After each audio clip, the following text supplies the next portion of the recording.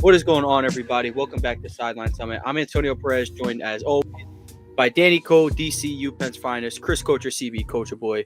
We got another great episode for you guys today. I mean, the playoffs are here. Not just NFL. College football starts the night as we're recording this. Penn State versus Notre Dame. All the marbles to get to the national championship. And then tomorrow night we get Texas, Ohio State. I mean, talk about a uniform utopia that we'll be seeing. We'll be seeing the navy blue and white versus the navy blue and gold. And then tomorrow we get that scarlet versus the orange. It's going to be great. But what we're talking about today is some NFL playoffs. Wildcard Weekend is here. We're going to preview each game, give our predictions, break down all the normal stuff. And then after that, we each filled out a bracket already. We're going to break down our entire bracket. Of course, as the weeks go, we will, still talk about whatever games are going to be. But we're going to talk about our brackets, who we think's winning the Super Bowl. Yeah, just like every other sports show we'll be doing. But we'll do it better because I have a feeling hopefully someone did something juicy. I have like a, quote, juicy bracket, and then I have like, yeah, this is probably what's going to happen bracket. But, of course, before we get into anything, reminder to leave a like, subscribe to the channel, and if you're watching on audio platforms, do all those good things. Leave a like, follow the show, download if you enjoy. But, of course, to get things started, we got to kick it to Danny for Summits and Plummets. Yeah, I think that my Plummet, I'm going to start it off. It has been extremely cold when I walk outside. So we're doing this project for work today. My boss goes, let's record a video outside. We're recording something. This is like we're making a video for a finance award, something. So anyway, we go outside. It's so cold. I checked the weather app. Real feels 0. Yeah, that's what it felt like today. It was 0. Chris, I know you get cold in Texas. You don't get this cold. Isn't there a snowstorm in Texas? Snowstorms in Texas don't get this cold, though. I promise you. Yeah, it is snowstorm in Texas right now. Yeah, that's kind of how North and South works. I am from Chicago, though, Danny, so don't forget that. I've been in real snow. That is true. No, you've been in worse condition. I know you're born and raised, but I'm just saying, I'm saying your current being, where you're at now, you're blessed with good weather most of the year. Literally, yep. Yes. Whenever I think this cold weather, and I remember Chris is from Chicago, I think of the video from Jalen Hurts, like 2022. You know how Jalen, he does the motivation, Drew Brees type stuff, gets his team hyped up. They're playing the Bears in Chicago. He's like, I got enough for y'all, man. Let's take care of business and get the hell out of here. It was a different level of cold that day. So cold. And Jalen doesn't wear like the under, like the best you're getting out of him is like a quarter sleeve, but he won't wear a full one. So, that might have been Danny's like last 3 plummets. I'm not going to lie. And I can't even be mad at it. It's next level cold out here. Today, even worse. Today was bad. And you know it's bad because every single customer that walks in today was like, we're like, hello, how's it going today? They're like, it's cold. Yeah, I know. I feel it every time you open the door. Thanks. It's just outrageous. Yeah. But I'm going to go plummet. It's actually the other side of the weather. It's going to sound crazy. On Saturday, it looks like the snowstorm is avoiding the Steelers-Ravens. It's going to come Saturday morning, not Saturday night. So it looks like it's going to be cold. It's January football in Baltimore, but it looks like we're going to get a clean slate of football. So I feel like the snow would have helped you guys. And plus, when it's snowing, though, I feel, okay. There's so much more aura. This is entirely placebo effect. But when it's cold, it's just cold. But when it's cold and snowing, it's like, yeah, it's cold, but this is real pretty. But if it was snowing, I feel like that would help you guys because I was just thinking about this today. And I'm warming up my car and I'm thinking, I'm like, remember when quarterbacks used to have like legit reputations for like not being good in cold weather? You remember Drew Brees, the big deal about him coming up to Philly to play Nick Foles? They were like, yeah, Brees is horrible in the cold weather. Peyton Manning had a rep for being horrible in cold weather. That's what made Brady different than them two at the very least. Brock Purdy, maybe. Brock Purdy is 100% has to be sunshine and rainbows. Now, when it's sunshine and rainbows, trust me, I think he can make all the throws. If that ball is damp, if it has dirt on it, if his nail is messed up, it's not going to go well. But I truly feel that way, and I can't say that for Lamar. Lamar plays outdoor stadium; he's used to it. Whatever. I don't know. Snow would affect anybody. You do have Derrick Henry to hand it off to 40 times, but more on them later. Yeah. Chris, let's go to you for your Summit. Alabama Bowl. Yeah. Yep. So, all right. What is my? Oh, I guess my halfway summit is that half of Dallas is closed down right now, and to what Danny's point, it's only 4 inches of snow out there, and it's gonna be done. Only. That's a decent bit. Yeah. Well, 4 came down already today, and it's been warm enough to where now it's like slush. 2.5 inches, and it's slush. Yeah. So it's been mostly raining though for the last like 4 hours. So anybody driving that, it is gonna be rough. But the W for me is I'm used to this stuff, and with the city shut down. Work shut down early. Everything was done early. So thankful for that. That is a half summit. And a double. This is a double plummet, and it's more on the serious side. With the fires in California, one of the awful. One of the sadder parts. I was just watching all the aerial coverage and stuff like that. So just seeing what's been going on, but also too on top of that, they had to move the Hornets Lakers game from today. And I was looking forward to watching that with my LaMelo jersey on for one half and my LeBron jersey on for another half. And I was thinking about all the stuff that's going on in there. Like I've been reading and also too, on top of it, like I work remote, but a lot of the schools I work for are in California and some are in like the Pasadena area. So like hearing and I'm doing it like an hour ago, like putting out those social posts, like letting them know like what resources and stuff is available. And it's so crazy just seeing like the effect of natural disasters, like wildfires or hurricanes, stuff like that. And then I seen there's a hurricane something's on the way now. So I was like, dang, it's just rough right now for the whole world. So that's my plummet. It's just rough for everybody, no matter where you at right now. No, definitely. It's super sad. I saw JJ Redick's house is impacted. Kawhi too. I was about to say, mind you, okay, the source I saw it from was Lake Show Yo on Twitter, so I didn't know. He is valid though. Dude is valid. I mean, he didn't tag a source, but I also think I'm like, okay, he wouldn't be like that guy to like troll that at the very least. But yeah, prayers to JJ, prayers to everyone involved, of course.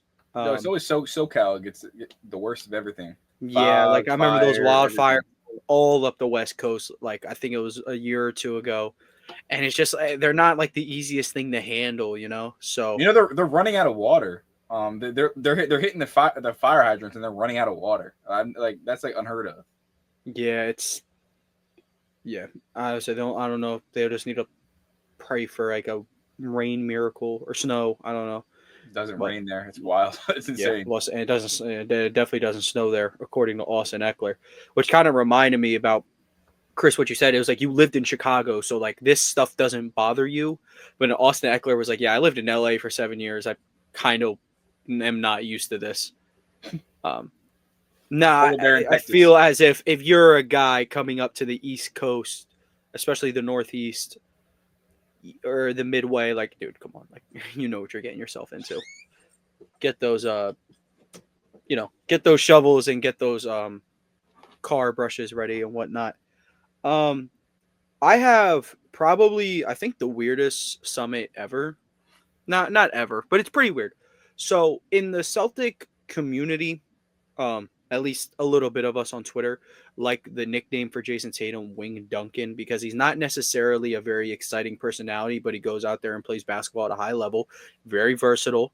And that's not to say he plays like Tim Duncan before everybody gets in their feelings. I'm not saying Jason Tatum is as good as all-time great Tim Duncan. What I'm saying is he doesn't have the personality of your typical superstar, but he still is really good. He hasn't reacted to Kendrick Perkins calling him a Robin. He hasn't reacted to people saying he needs to be traded instead of Jaylen Brown. He hasn't. There are so many things that be said about him. Zero reaction. Brandon Jennings called him the softest superstar in Celtics history, and he got an Instagram post out of him. And I'm like, you know what? Yeah. That's warranted. That's warranted. Because not only is that entirely false, Tatum said on Jeff Teague's podcast, there's two things you can't do. Can't call me soft, and you can't disrespect where I'm from. Because he was talking about the Coach K story where he called him soft and he disrespected St. Louis. So for Brandon Jennings to be like, I guess you could look at it. He technically did both. You are the softest Celtic superstar ever. So, he's not from Boston, but Boston's raised him in a way. If his career goes as expected, he'll split his time between St. Louis and Boston. He grew there, for sure. Yeah, like Boston has helped raise his son, and he's now lived there for 8 years. Same reason Embiid feels the same way he does about Philly with exactly. Yeah, exactly. Like Philly has embraced Joel Embiid. It's a second home, but that I like to see that. And then I guess the double summit is that Brandon Jennings just immediately started, backpedaling. Like immediately started backpedaling, talking about, yeah, this is what I wanted to see and stuff. And now he's on his Instagram stories, a bunch of stuff about the history of Celtics players and how Tatum's just like not up there. So I'm like, okay, dude, like give it like about 5 years, he'll probably be number one in every single Celtics metric, probably besides points. It's going to take a little bit to catch Larry Bird, but I'm going to put my life savings out. He's going to catch Larry Bird. So on every single episode, you will see me wearing some kind of hat, whether it's a snapback, whether it's a dad style hat. I always got to have something to complete the outfit. And the only place where I get my hats is lids.com. Lids.com has so many different brands, and of course they have a bunch of different styles. Like I just said, it could be dad hat, snapback, it could be fitted, it could be Velcro back. Whatever you want, they got it. And with the NFL season coming up, I know you're going to want to rock and represent your favorite squad. Me personally, I'm a big Eagles guy, and I love this 47 brand throwback hat that I got from lids.com. Or if you're more of a snapback guy, I also got this NBA champions Boston Celtics new era cap from lids.com as well. If you like either of those hats and you feel like you want one to represent your squad, click the link in the description below. Whether it's new era or 47, both links will take you right to lids.com. And the best thing about Lids, they always have some type of deal going on their website. So make sure you click that link and check out any deals they got going on at lids.com. That's pretty much it from me. We can go into this Wildcard Weekend breakdown. What conference would you guys rather start with?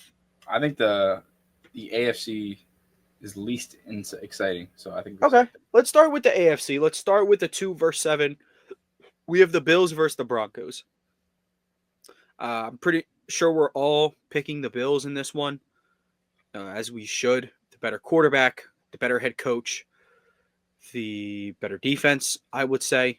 I think both of these defenses have been unraveled at points, but the Broncos have unraveled a little bit more recently for me. The Chiefs game literally doesn't count. I do want to note a couple of things. Go ahead. The Broncos. I would not be surprised if they keep it close. I was kind of thinking the same thing. Like, I think the spread, when talking about the spread and the game script, the Broncos have what I like to call the fun team spark. They have the rookie quarterback who has put up probably some of the best stats as a rookie quarterback this year. They have the experienced head coach. They have the elite cornerback, the pass rush like that gets home with Zach Allen. Like they have pieces that, like, when you think of a complete football team, you think of the Broncos. They just are missing the spark. They don't have the Josh Allen. They don't have the CeeDee Lamb. They don't have the pieces what you would think when you think of a winner. So that makes sense. Yeah. But they have the intangibles of a football team. They're a football team through and through is what I think I like about the Broncos. But I do pick the Bills. I think the Bills have a little bit too much offensive firepower. I can see the Bills playing with their meat a little bit here. Here's the thing about the Bills, though. In years past, the Bills indeed do not play with their meat, especially with these lower seeds. You would know they jumped on the Steelers immediately, and the Patriots were awful. Yeah, they destroyed the Patriots to where Patriots fans were throwing obscene objects on the field, or Bills fans. But they were throwing. The Patriots got rid of Mac Jones because of that game. yeah, essentially that was like the weekend. Like Mac Jones, great year, Pro Bowler, brought him to the playoffs, was never the same since. Like I think that game was a little traumatizing. But the point is, at least to me, I don't think the Bills are going to go out there, and especially in a year where Kansas City looks as beatable as they've ever been, despite losing one real football game. I know, but they've beat them this year, and this year it was by 2 possessions. It was by 9 points. Really, it was by more than that. Mahomes is just the dagger touchdown doesn't count. But I do agree. I think the Broncos have a way of keeping it close. They love hitting the intermediate out routes, the check down stuff, little like chopping it up the field. Where I truly think the problem comes in is going to be Denver's. Well, one, like you said, the offense really does not have that fire. Cortland Sutton's great, and maybe if you could get, instead of just one bomb to him a game, maybe you can get a second one, and that could maybe unlock something, get the top off the defense. And here's where it kind of ends for me, though. You do that, but Bo Nix has not shown all year that he can throw over the middle in that intermediate part over the middle of the field consistently or really at all. So if that gets opened up, now I'm looking at Bo Nix. I'm relying on him to do something I haven't seen him do all year. So that's where I'm kind of falling back, at least on their offense. And then defensively, I don't want to kill Riley Moss because that was T. Higgins, but T. Higgins absolutely Well, Cortland Sutton could do a little bit of the same if you ask, or not Cortland Sutton, Amari Cooper could do a little bit of the same if you ask me. Keon Coleman, if we're talking jump balls, we're talking physicality, he can do it too. So that could be a problem. Surtain's going to do his thing. That's Defense Player of the Year. So who you should kill is ex Bronco, ex Steeler Levi Wallace. He blows. He's awful. He's going to get cooked. Yeah, I don't know if he's going to play because Moss is in, but Moss hasn't really looked that good since he's come back from his injury. Chris, what are your thoughts on this game? I think like I said, we all have Bills, and there was maybe a thought process to the Broncos winning, but how do you see this one shaking up? Known Bills hater here. Want that known? Known Josh Allen hater. That's who I am. It's on my resume. It's on my resume. And I'm just kidding. I'm not even a Josh hater anymore. I'm just a full blown hater. But I do think I think what both you guys said is pretty much right. The only thing I think, and this isn't even hate, this is just my real opinion on the Bills. I don't think their offense is built to blow a team out. But I don't know if the Broncos can even score 17 enough. That's how my eyes are looking at it. So in my head, I want to say 24-20 Bills. I want to say that, but in reality, I think it's going to be more like 24-10, but a close 24-10 if that makes sense. I think the Bills are just a better all-around team, and they have the better player in the matchup. Probably, if you go down to the top 5 players, they probably have the top 5 or 3 of the 5 at the very well. PS2's in there, so like Allen would be 1. I think Surtain would be 2. Yeah, and then you're getting a lot of Bills. Then the head coach would go to the Bills. That matters too. And the offensive coordinator would go to the Bills, and your defensive play caller would go to the Bills because Yeah. So in my opinion, I think it's why the Bills win. I think the Bills win pretty comfortably, but it may not look comfortable if you watch the game. But scoreboard, it'll look like it was a easier matchup than it was. That's kind of how I see it playing out. Agreed. But I think the Bills give up a good game. Yeah. I do want to mention all 3 AFC wildcard teams are different iterations of the same team. Are you talking like Chargers, Steelers, Broncos? Yep, they're all different iterations of the same team. And I think the difference between all of them is quarterback. The level of quarterback, yeah. Exactly. Chargers got the elite top tier guy.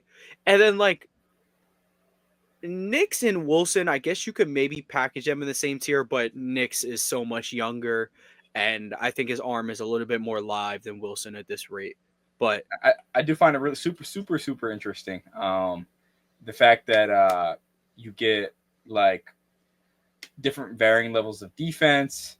You get different head coach styles. I think Peyton's more an X and O guy, where Tomlin and Harbaugh like big CEO. Yeah, exactly. So it's I think it's super interesting that they're all the same team pretty much, and like it's and they're all teams where it's like, oh, I can't see said team getting blown out. And I like that we all acknowledge. It's like, okay, maybe I will pick the Bills to win by 10 plus points, but that doesn't mean I think the Broncos are going to go out there like, hey, we had a great season. Let's just hand it over to the Bills. No, I think they're going to fight. They're playing with a little bit of house money. Well, not literally. They're still paying Russ's contract, but it seems to be doing wonders for them not to be paying that. So I agree. Yeah, we all got Bills. No secret. Let's move on to the next game, the 3 versus 6 seed. Ravens Steelers I'll one more time to move on to the divisional round. I think this is going off the Real Sports app, so please bear with me on if this is the real spread or not. But they don't even have a spread up. It was 8.5 for Baltimore? Last time I checked, I have Fanatics. We'll just roll with that. Now. That's probably gonna be the biggest spread of the weekend. 9.5. It's 9.5. Not only, well, I guess you can't count it as a divisional game, but it is. Look, this team's seeing each other for the third time, so there's nothing to hide anymore, and that's where maybe it could come down to scope. But of all the Ravens Steelers matchup, where like the first one, it's like, oh well, the Steelers just seem to have Lamar's numbers, so I might go with that. And then they win, and then Lamar gets way hot again. And it's in Baltimore, and there's no George Pickens. It's like, okay, we could probably go Ravens on this one. And then the way these teams have been trending, it's like, the spread is warranted. I feel like a little bit. The Steelers' offense has it's grown stale. The Ravens' defense has not only improved, it hasn't worked its way back up to average. It's an elite defense again. Pass rush, concerns are still there a little bit.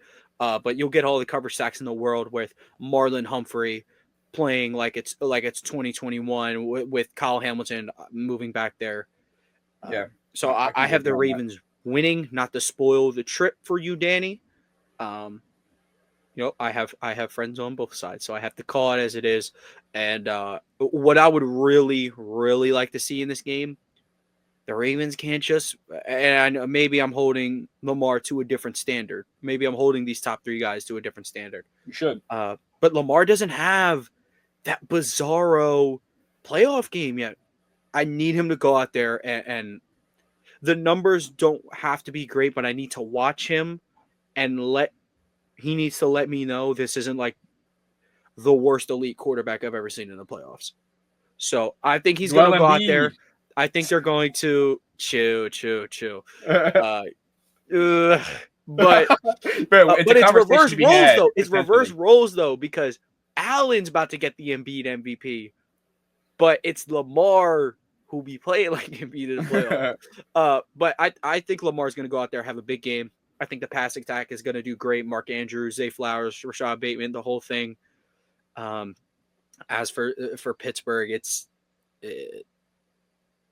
Maybe this could, finally be the way where y'all just like go get the elite guy, or commit to fully developing a guy, getting in a better offensive mind. Again, I don't say the Steelers have no shot. Mike Tomlin, that defense will never have no shot, especially considering who they're playing. But I'm gonna have Baltimore in this one. I think Lamar is gonna have, I guess, his first signature playoff win or performance of his career. I really do. I'm going to preface this by saying the Steelers are 3-1 all time against the Ravens in playoff games. That being said, a lot of that was Big Ben. All it was Big Ben and Flacco, baby, the good old days. Very, very historic matchup. I want to say it's awesome. I think this is like peak playoff football. This is like the spread's not going to tell you how good this game's going to be. You're thinking 9.5 point spread. Like the last time the Ravens played, the Steelers made mistakes on special teams. They made mistakes on fumbling the ball. They turned the ball over. They don't do that often. They haven't even done that in the bad games they played recently. They turned the ball over to the Ravens, which made them fumbles with Najee Harris, Russell Wilson fumbling on the 2-yard line when they're tied 7-7 early in the second quarter. They made mistakes that were very uncharacteristic of a Steelers football team by turning the ball over. I think you go vice versa though. In the game, y'all won by 2 points. Tucker not to say that Tucker's going to magically like turn it on for the playoffs, but he was ridiculously bad. Lamar turned the ball over a lot. He looked a lot better in the second game that you guys played. Injuries here and there, of course, but it's kind of just like I'm never a big fan of this happened and this happened, yet we only lost by this much. So I was kind of really only playing like devil's advocate there, but no, for sure. But you do make a great point though. Like the Steelers turning the ball over and all those things looked better than, like you said, the games they're losing recently where they're not even turning the ball over. They're just not moving the football. Defense is showing up though. Defense could still make it hard for the Ravens. So I will say I have the Ravens winning the game. I think it's like a 2-point game. I think it's going to come down to a critical play that the Ravens make. I do think the Steelers are going to keep this game extremely close, especially without Zay Flowers. He's announced out today. I think that he is a pivotal part of the offense and means more. You can't match his production value with Devontae Walker or Nelson Aguilar. Like you just don't have the vertical threat on the field. And some might say you don't need it, but I just think James Pierre on Devontae Walker is okay. I just think that Nelson Aguilar on Corey Trice is okay. But but Zay Flowers on Corey Trice could get really bad for the Steelers. So I think them being down a weapon really could shrink the spread, in my opinion. And the Ravens have looked awesome, but it's going to be a classic. It's going to be a dogfight. It's going to be what Tomlin likes to call clock management, dude. Like we're gonna run the football, run, pass, and they're gonna try to connect on plays with Mike Williams and George Pickens down the sideline and see what they can do. If they can't do anything, it's going to be farewell to the Steelers. If they can, it's a ball game. Yeah, I didn't even peep Zay Flowers' eye. I missed that. That report came out 5 hours ago. Completely went over my head, but points still stand. Chris, let's hear it. The Lamar is entering what's easily the biggest pressure of his entire career. This postseason run, it has to be elite. What many will say he has to win the Super Bowl. And he starts it off with what's been the biggest kryptonite, or one of the two biggest kryptonites of his entire career. Especially without Zay Flowers, what do you think the Ravens got to do? What's a path that the Steelers could play spoiler? What's going on through your head with this game? Steelers and Ravens fans, get ready to learn new super legend Devontae Walker. You will be called upon, Devontae. He may not be ready yet, but he probably will get called. Is he Jacoby Jones? Yep. Well, he can do the celebration that Jacoby can do, but nobody's Jacoby Jones. Nobody's gonna have a special play like my boy Jacoby. Rest in peace to the GOAT, man. Rip to the legend, man. You know, if it's anybody to have a Jacoby Jones play, it is Tylan Wallace. He's good for a random. Tylan Wallace, man. He's good for a random. Y'all better not count on Tylan Wallace in the playoffs. Come on. He's good for a random kick return. But I don't know. I think not against us. Just personally, I think this is gonna be a good game. I agree with Danny in the fact I think the spread's a little off. Even with Zay playing, I think 8's a little off. Just for a playoff game, a division game. 9.5. Oh, not yeah. I think that's a little off. I think it's gonna be a close game. But I'm on the same thing I've been on with Lamar the whole year. This Lamar Jackson is the best iteration I've ever seen of him. Oh, for sure. I agree completely. So, and my thing is this, and I'm just gonna stay consistent. Same reason with my take about the MVP early this week. I've always rolled with Lamar, even when he's been let down, lost playoff games. I get it, and he wasn't even this good of a player at that point. We have a better player in Lamar Jackson as far as just player to player, him. And I'm hoping that now we don't have the excuse to not run the ball with Derrick Henry. And because I know the Steelers are going to. Jalen Warren and Najee Harris are going to get fed. And it's going to be one of those. I can see a 17-14. I think I called it before, like early in the year. We already talked about the low-scoring games. I think it'll be low-scoring games. Like that. Yeah, some set effect. But I'm going to give the edge to the Ravens just off the strength of just going into the playoffs is really important in any sport. And I think the Ravens have just been rolling a little bit more than the Steelers have been. Steelers kind of unraveled towards the end of the year, just in some ways with losing the games, but many reasons as to why, having Pickens out and those other things. So I do get that. But honestly, I'm just going with the hotter team. But again, as Danny said, Steelers, Ravens are always going to be good regardless. it's just going to that's just what's going to happen. So I'm expecting a good game. I'm expecting the Ravens come out on top. I just think the better player prevails in this situation. Not all the time in football, it doesn't work like that. But my theory is that Lamar makes us enough splash plays or gets plays made or whatever the case may be for it to be a win. Yeah, we all agreed here so far. But I just want to play hypothetical. In the reality that the Steelers win in some random convincing fashion, they win a double score victory. The Ravens defense reverts back to early season form. Russ is thrown down the sideline. What are the expectations after that?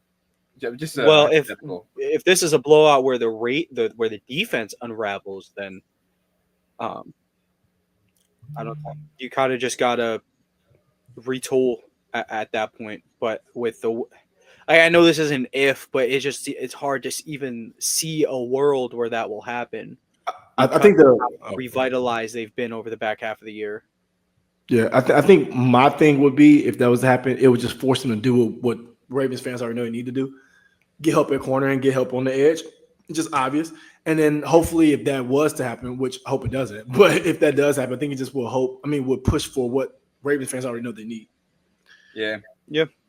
I just think the Ravens are liable to revert, given that we saw how bad they were at one point. I know groups get better across the year sometimes, but my only issue is since they moved Kyle Hamilton back, they've shown not a single sign. They look so much more like 2023. No, I agree. I'm just saying, in a world where Kyle Hamilton is playing in the box and he's trying to stop Najee Harris, I don't know if that world exists where teams are really loaded up on Najee Harris. That's fair. Yeah, I mean they could just because they just want to stop the run entirely, and then the Steelers receivers aren't real people. Yeah. So I will say, I'm gonna name an X factor of the game. It's Nnamdi Madubuike.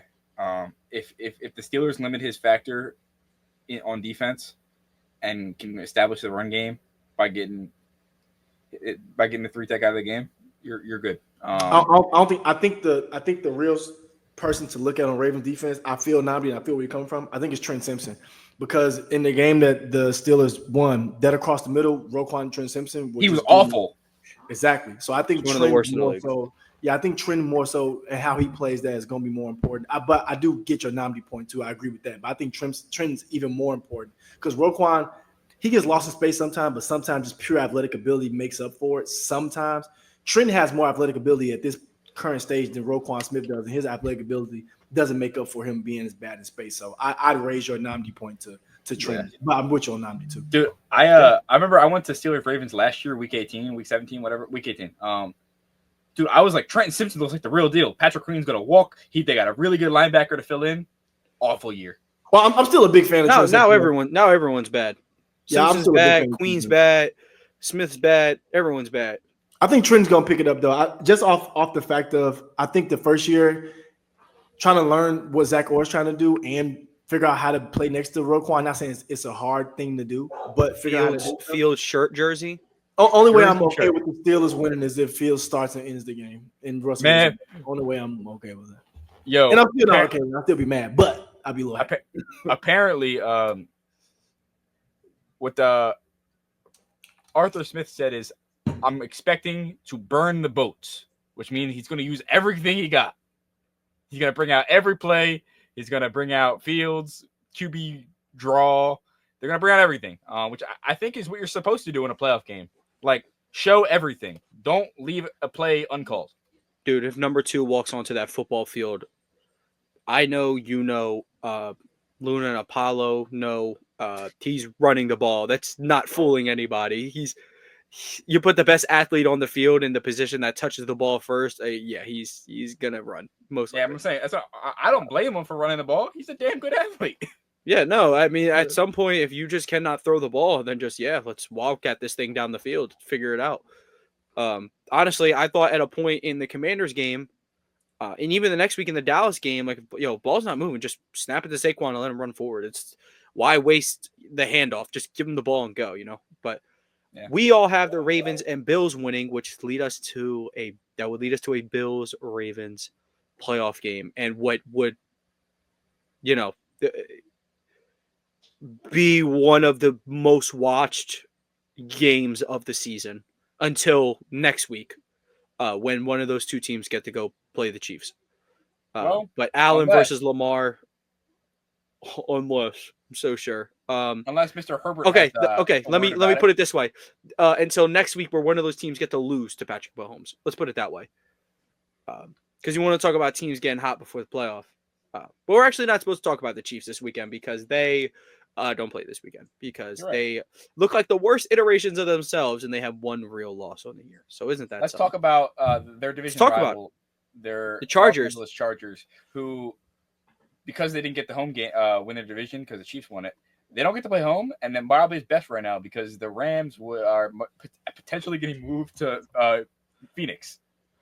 Yeah, that's certainly something. Well, they'll be playing the Texans, and man, I cannot think of a worse matchup for the Texans besides probably like the Ravens. That's only because I saw what the Ravens did to them on Christmas. Man, imagine waking up on Christmas morning.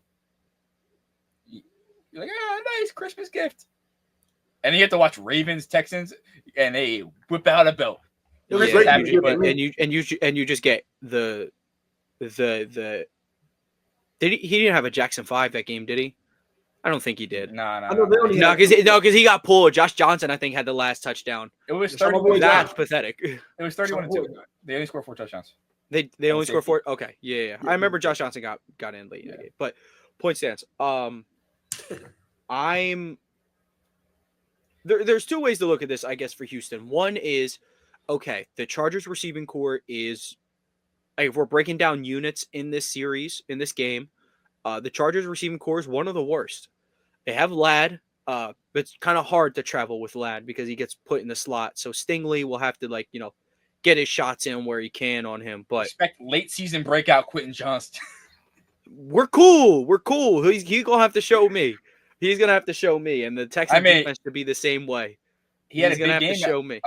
If I'm not mistaken, when he played at TCU, the game where he took the screen to the house, was that in the Caesar Dome or was that in NRG? I don't think they were in a dome. NRG.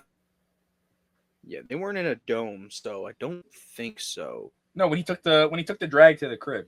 Yeah, I know, against Michigan. I don't think they were in a dome. Were they? I'll get back to you on that. Yeah. Look at it. I can't remember. All I remember is him having the game of his life.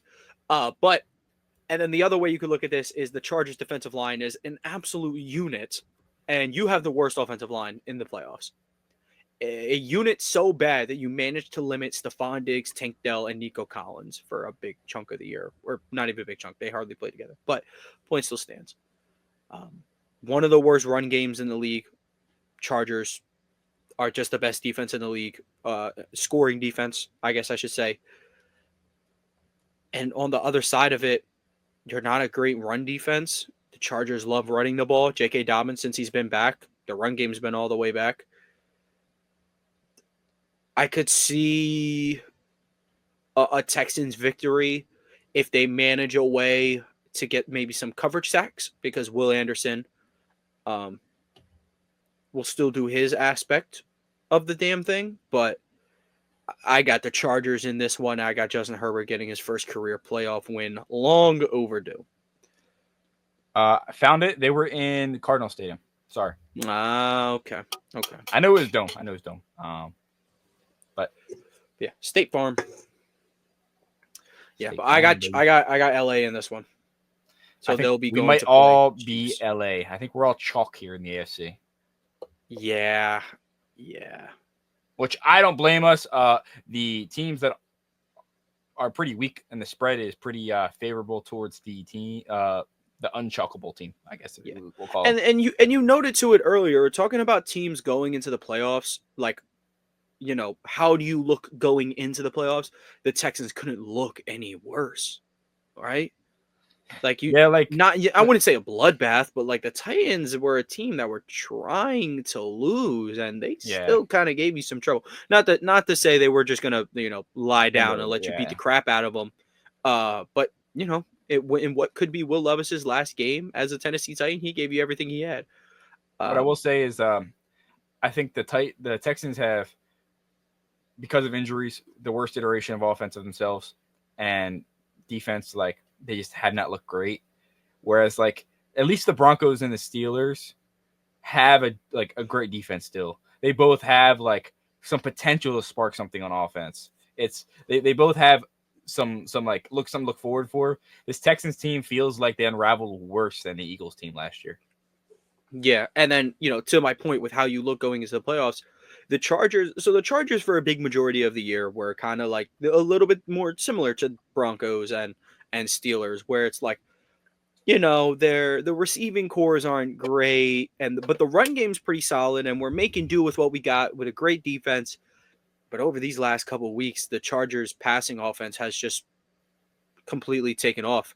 Herbert, 300-plus yard games that we used to see from him, except now he's doing it with Ladd McConkey and Quentin Johnston, especially the last game where he made absolute great use out of Quentin Johnston. And he's such, as athletic as he is, he's such a confidence-dependent player. And if Herbert continues to go to him, if one of the top quarterbacks in the league are saying, I'm not giving up on you, you have all the confidence in the world. I'm not expecting him to go make the play that wins them this game, but it makes maybe he could. I hope that the Chargers are good enough to where it doesn't have to come down to Quentin Johnston being an absolute beast. But I just think that this is a confident group. Justin Herbert has one of the hottest hands in the league right now. I would, like I said last week, probably I'll put him like third hottest QB heading into the playoffs. I just like what this Chargers team is doing. If I was drinking the Chargers juice as much as I was 2 years ago, then maybe I'd put them in places maybe where they don't belong. But I like this team to get a win against Houston, to say the least. Agreed. Yeah, Chris, do you any thoughts on this game? Or do you just want to head off? So you can lead us off with the NFC.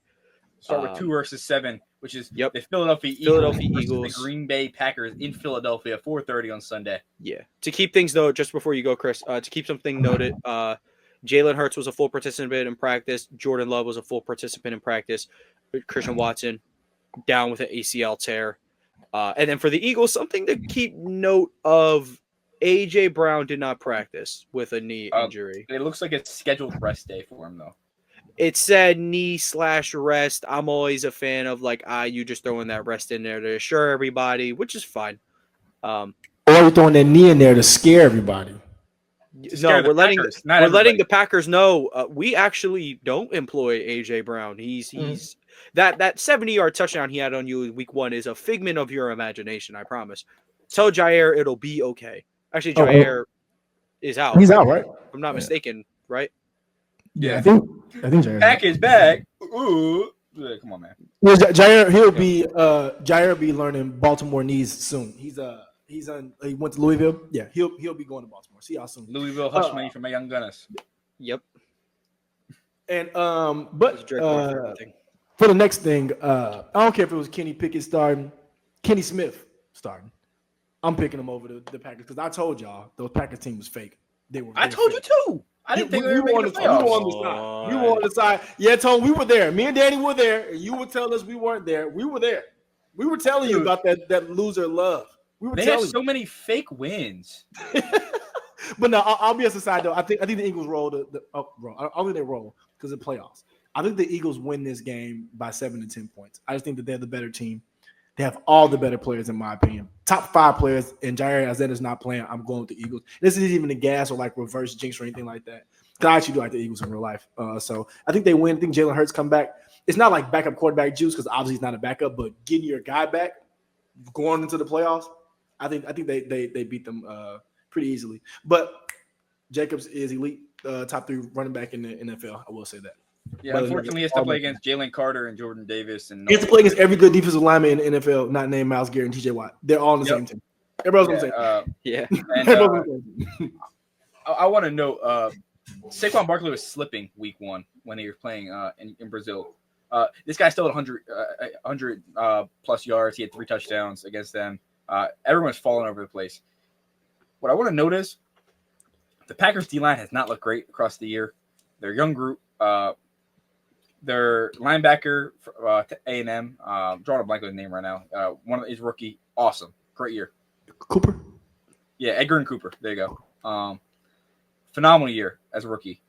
But the reality is their D-line is getting washed. Their D-line is just not making the plays you'd expect from a defensive line. And when you're playing such a stout run game like the Eagles, Jordan Mailata, number 1 rated player in the NFL by PFF. Yeah. It's hard to win. And what the Eagles team does well is beat you down consistently every single play. And by the fourth quarter, you're like, the D-line just gives up, and Saquon breaks one for 70 yards. That's where they have the edge. And I'm picking the Eagles by 2 scores. Yeah. I think what the main thing comes down to, Chris mentioned that Josh Jacobs is amazing. I firmly believe he's a top 5 back in this league. But with Christian Watson not being able to take the top off the defense how you'd prefer, and this defense being completely revamped from what it was week 1, I think it gives them an opportunity to maybe bring Gardner Johnson down to the box. I know they don't really rock with the single high, or you can even bring Blankenship down there, but they don't really do much of the single high. But I think this is a game where maybe you can do it. Zach Baum was phenomenal week 1, especially in coverage. So I can trust him against Musgrave and Tucker Kraft. And then, I have full belief. And in that game, we had Avonte Maddox starting in the slot. That's where Jaden Reed, that's where Dontavian Wicks can really get their money. And this time it's Cooper DeJean. And Cooper DeJean he did a interview recently. He was like, yeah, Adam Thielen gave me work. Mind you, he's went against all the top dogs. He's went against probably the GOAT slot receiver, Cooper Kupp. He's went against the best slot receiver of today's game in Puka Nacua, and he was just like, no, I guess I'll be CD. Let me hold my tongue there. But point is, he was like, it was only Adam Thielen who can give him hell. So I believe in him against Jaden Reed. And not the slot merchant, Amon-Ra St. Brown. We'll see him soon. Amon-Ra, certainly. It just CD lines up in the slot the most, and he's better than those other dudes. So I'm going to give it to CD. Get that guy Calvin Austin III, a quarterback, and he's cooking. Sorry, Calvin. Calvin Austin III in conversations with Puka Nacua, Amon-Ra St. Brown, and CD Land. That's sarcasm, dude. I'm so sure, man. No, Calvin's in those conversations with my peoples over there in Baltimore. He's more Nelson Aguilar, Devontae Walker type of guy. Respect Super Bowl champion Nelson Aguilar and Eagles legend. I forgot. My final paper savior, Tez Walker. That's my boy. But with the Eagles, like we were talking about earlier, the 5 best players on the Eagles, I think you can name 5 like linemen before you get to like a single Packers player. Like Jalen Carter, Lane Johnson, Jordan Mailata, Landon Dickerson, Cam Jurgens. I think there's a case for the Packers have a guy who wasn't even on their team last year who's awesome. It's Xavier McKinney. I was about to say, I like Xavier McKinney. I don't think he's probably better than Cam Jurgens. Okay, let's swap him out with like the actual best player on the team. That's fine. Saquon Barkley, AJ Brown, any of those dudes would be better than Xavier McKinney. I agree, but Xavier McKinney is a huge impact. I believe he had like 7, 8 interceptions on the year. Very good player for sure. Yeah, very good player. But the Jalen since that first week has played completely different brand of football and not turning the ball over. Saquon Barkley, we've seen what he's done. He's gotten a week of rest, 2 weeks of rest to this rate. And I'm not the type of person who's like, oh, this person's angry, he's going to let it out on the rest of the league. But we're looking at a guy who had a shot at history, and he didn't get it. And, maybe he could have played the fourth quarter against the Giants back in week whatever, and maybe, he didn't get pulled against Dallas. But, things happen. He's probably pissed. I want the Eagles to run the ball a lot.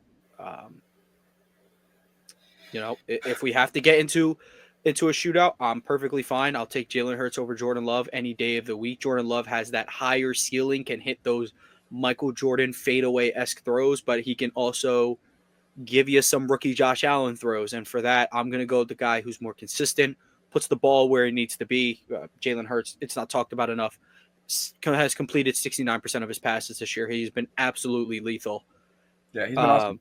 He's been lethal, man. I mean, he's better than Love in every category. And I don't know if you saw that thread by Elliott Shores Park. I did. Beautiful thread, rare W by ESP, but that was a beautiful thread that I needed to see. What I do want to make note is I was at Eagles-Packers on the weekend after Thanksgiving in 2022, before the Eagles made the Super Bowl run. Jalen Hurts and the Eagles rushed for 300 yards as a team. I could see something like that happen this weekend. I would love to see it. Jalen Hurts was electric in that game. And that was considered one of his worst games because he had more rushing yards and throwing yards, but he had like 100 of each, and you know how people get. But Chris, I don't know if you remember this game. This is when Reed Blankenship picked off Aaron Rodgers. That was Reed. So I would say that's a pretty niche way to remember it. But dude, that was Reed, dude. That was awesome. He like came out of nowhere and dove and picked off like. Yeah, it's just like it's just like every other Reed Blankenship interception that we've ever seen. Yeah, he's got one emote, dude.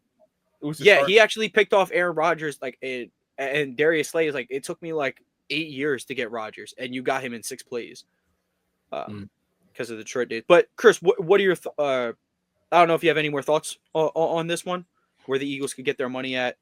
Nah, I think they just beat them over.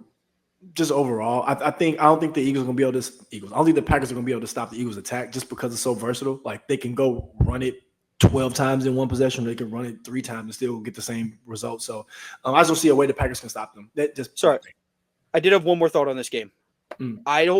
Kellen Moore I hope he doesn't try to out cute Matt LaFleur's play calling. Matt LaFleur is without Christian Watson. He's like Danny said, he's gonna pull all the cats out of the bag. We're getting Jaden Reed double reverse. Kellen Moore just has to stick to his plan. Don't try to – this isn't a talent show. We can go to the next game, though, the 3 versus 6. We have what I think could be the most interesting game of the slate. We got the Washington Commanders versus Tampa Bay Buccaneers. They met in week 1. Bucs won handily. Entirely different Commanders team, at least from an expectation standpoint. Chris, we can start with you.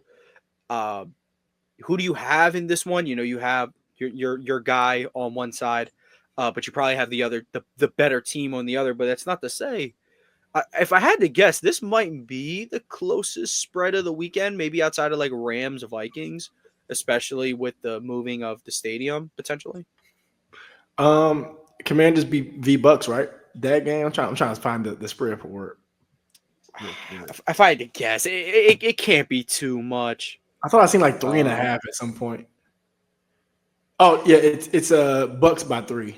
They're favored by 3. From what I just seen, that could be totally that's wrong, home field advantage.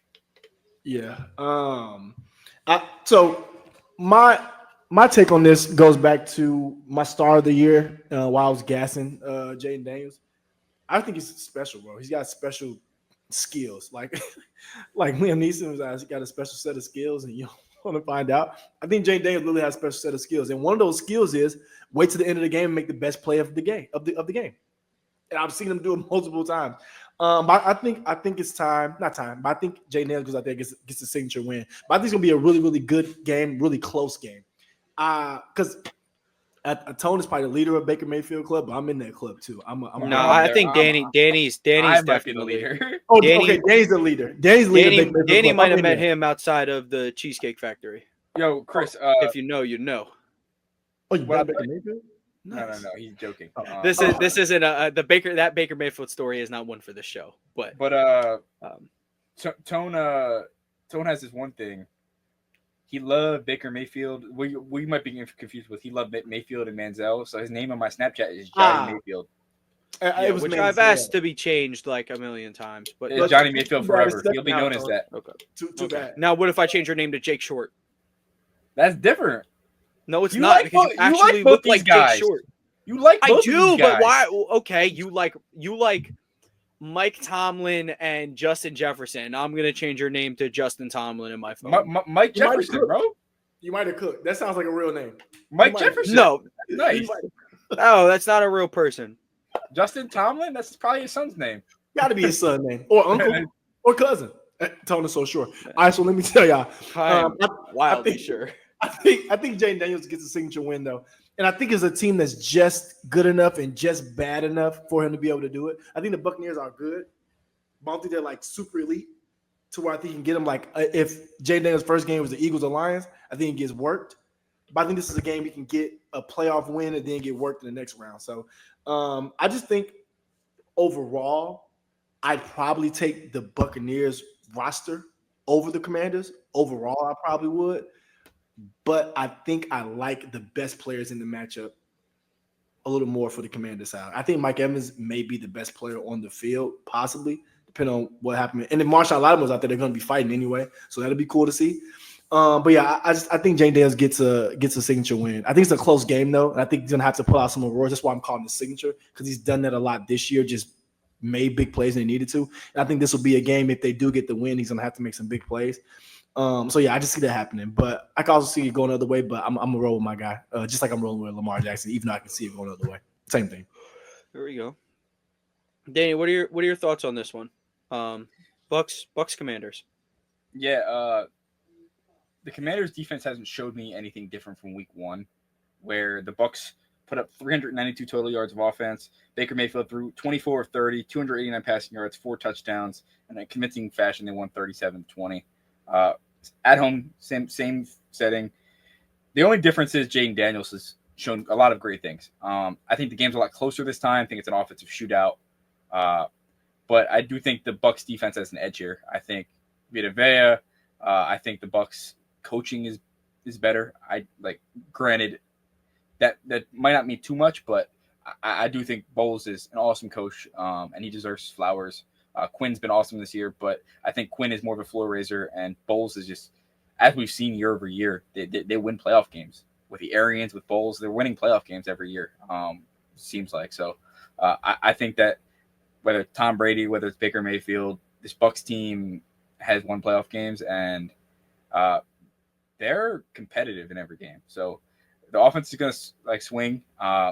Even without Godwin, they've picked up with Bucky Irving and Jalen McMillan. They look good. So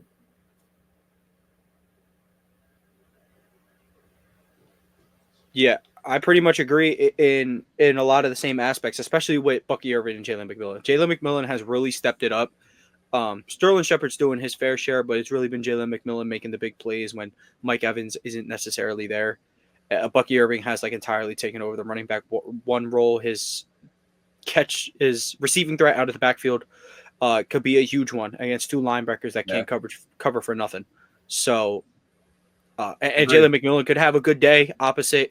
I'm assuming he's going to be opposite of Marshawn Lattimore on every given play because Mike Evans is there. So I'm going to go with the Bucks here too. The Todd Bowles. One thing that Todd Bowles likes to do, he licks his chops when he sees younger quarterbacks because they're going to have their way in the first half or whatever it may be. By the second half, he's figured you out and you're done. He's done it all year. Yeah. It's a little bit vice versa with some of the older quarterbacks. He might have their number in the first half and they slip up. By that point, you're too deep in the hole. So going to go Tampa here, though. I think it's going to be a lot closer of a game than Week 1. And I definitely wouldn't count out some late heroics by Jaden Daniels, but I'm going to go Tampa here. So which sets up for a Philadelphia Eagles. Versus Eagles, their Buccaneers. Versus their rival, it seems like at this point in the playoffs. It's not a rivalry. They always playoff rival. Playoff rivalry. This isn't a rivalry. They always kick our ass. Sixers Celtics playoffs. Yeah, basically. But yeah, it would set up for Eagles Buccaneers. This time it's at the Link with Vic Fangio not actually calling defense, and we don't have Avonte Maddox asking if Mike Evans still streams Apex. Also, you don't have Nathan Godwin, and you just don't have AJ Brown and Devontae Smith out. It's a lot to go into it. Yeah. Yeah. But let's move to this potential Dotson, 4-5 matchup in the neutral site. 4-5 matchup. Potentially neutral site. I think they're going to try to potentially, play in LA but Rams, Vikings, 4-5 match. Vikings win 14 games and they get slapped in the face saying you have to go meet Matthew Stafford in the playoffs. So yeah, Danny, go ahead. I was very high on the Rams to end the year. I said they could run the table and go win a playoff game. I don't have them doing it. Their offense is so variable. Their offense is either going to show up and put 30 points on the board or put like 8 to 10. And I think it comes down to Cooper Kupp and Puka Nacua being on the same page as Matthew Stafford. And if there's a defense to shut them down after seeing them the second time this year, it's Brian Flores and the Minnesota Vikings. So I think the Vikings get it done in a really close game. Probably Monday night game going to be one of the best games of the weekend, in my opinion. I think it's going to be Stafford dueling. Darnold gets a signature victory, and then you start questioning as a Vikings fan, what do we do here? Is it JJ season? JJ from Outer Banks, as you saw with his new haircut. Anakin. Anakin, bro. Yeah. But no, is it JJ or Sam? So I think Flores is the critical. And in a KOC McVay tree bowl, as I like to call it. Yeah, I entirely agree with you. I think the Vikings played probably their worst game all season in that loss to Detroit, and I don't expect to see that again. I don't expect to see that again for the rest of the year. I think they come out, this team has beaten them before in, again, one of their other worst offensive performances of the year.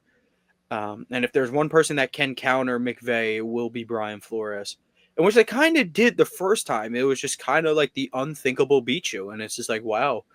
But I think the Vikings will come out here looking a lot better offensively.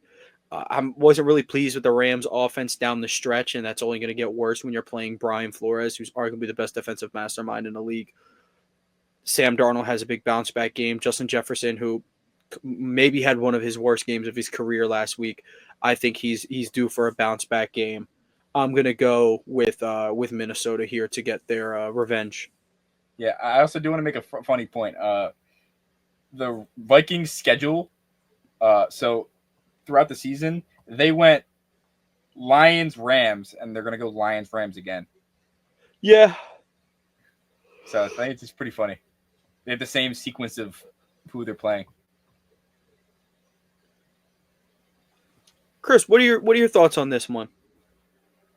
I think the better team spanks the worst team. Just very simply put. Not spanks though, but I think the Vikings win this game. I think they just have the better players overall. I do like their duo slightly. I'm lying. It's close. Any duo with Justin Jefferson, I'm not picking another duo over it until he doesn't have legs anymore. But it's close, and I think it'll be a good game. Yeah, because I think Puka's ridiculous, but I think it's close. I think it's close as a game though. I don't think it's like a blowout on either side. But I think the Vikings do win. 'Cause I think it's like at the perfect time for them, like a bounce back win because they got beat so bad by the Lions. I think it's like a perfect time there, and I think Tone kind of alluded to it too. I just don't trust the Rams offense week to week. Like they can have times where they look like top 3, top 5 offense in the NFL, then they have times where you don't believe they have the players that they do have on it.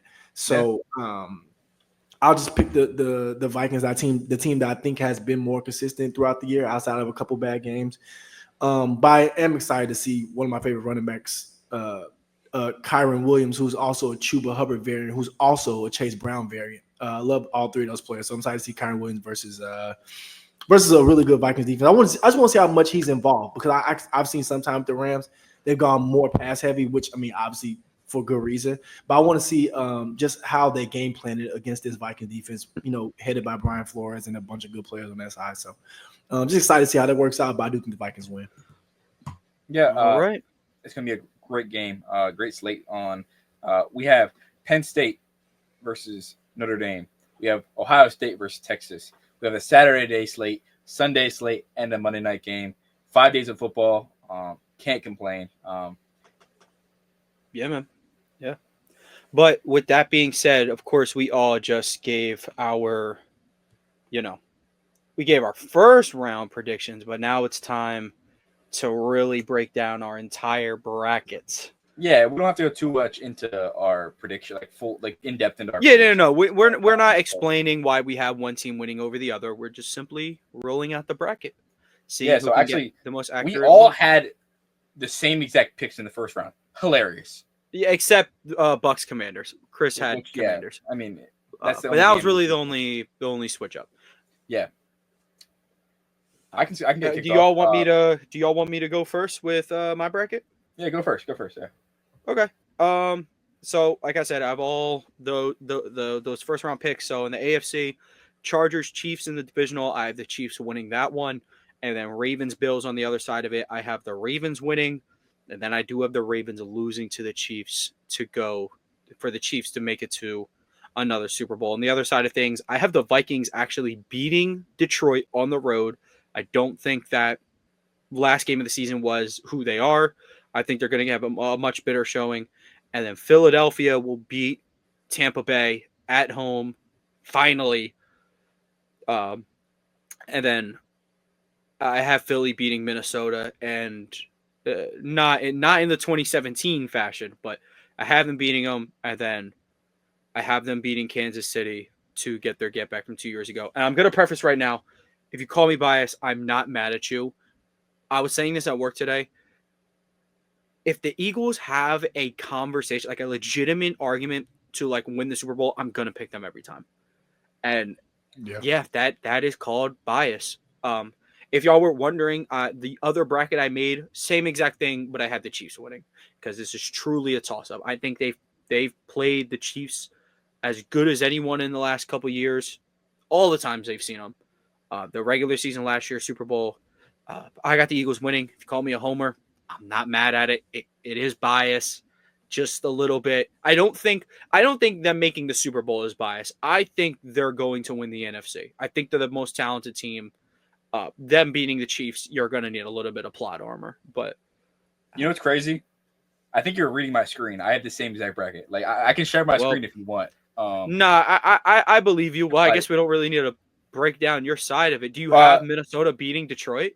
I have Minnesota beating. I have the same exact bracket and the Eagles win the Super Bowl. No need to waste time on Danny's then. But I will say, I made a pretty fun bracket. Okay, let's let Chris get through his real one, and then we can each go through. Well, I made a funny one too, so not a funny one, but fun one, I guess. I think mine is gonna probably end up being funny because it's a little different from what y'all had. So I'm gonna go through my first one. So in the AFC, I have Chargers beating the Texans, Steelers beating the Ravens, Broncos beating the Bills. Then I have the Chargers beating the Chiefs. Okay. And then I have the Ravens beating the Bills. Is that a bit of hope core or what? No. I think the Chiefs fall. I've been saying I think the Chiefs don't. I don't think the Chiefs make the Super Bowl this year. Now it could be the Bills. I'm obviously choosing the Ravens because literally the same reason you said. If the Ravens have a chance, and as long as Lamar Jackson's legs and eyes work, I'm gonna pick the Ravens win the Super Bowl every year. And then I have the Ravens beating the Chargers to make it to the Super Bowl. That would crush my soul. See one Pookie take out the other. I'm so sorry. And then on the other side, I have the Vikings beating the Rams, the Commanders beating the Bucks, and then the Eagles beating the Packers. Then I have the Eagles beating Then I have the Eagles beating the Vikings and the Lions beating the Commanders. And then I have the Lions beating the Eagles in this situation. Then I have Lions versus Ravens and Super Bowl. I have Ravens winning. That's literally my preseason pick. That was your preseason pick, and it's glad that you can stick. I can't stick to mine, but Danny, what was that? Well, yeah, I would say, what was your other bracket? My other bracket. This is a little bit of what I call the fun bracket. This is the world where the Steelers beat the Ravens, and everything else is the same in round one. It's Chiefs Steelers. Chiefs win in convincing fashion. Then the Chargers beat the Chiefs. Chargers go to beat the Bills and then lose to the Chiefs in the conference championship. And then this is the only other difference is that the Lions beat the Vikings and then they lose to the Eagles and it's still Chiefs Eagles. Still the same Super Bowl, but okay. Different iterations. My fun one. It was some kind of similar to Chris actually. The Chargers make it. Basically, the Chargers beat the Chiefs, and then the Ravens beat the Chargers. And then we get a Lamar Jackson, Jalen Hurts Super Bowl. I told side of America will be very mad. I will pull the Nick Bosa. That's a great game that I won't be watching. I love it, but my thing is, I love I love Jalen Hurts, and seeing him, not even the Eagles, dude, but just seeing Jalen Hurts win a Super Bowl, it will feel good for the heart.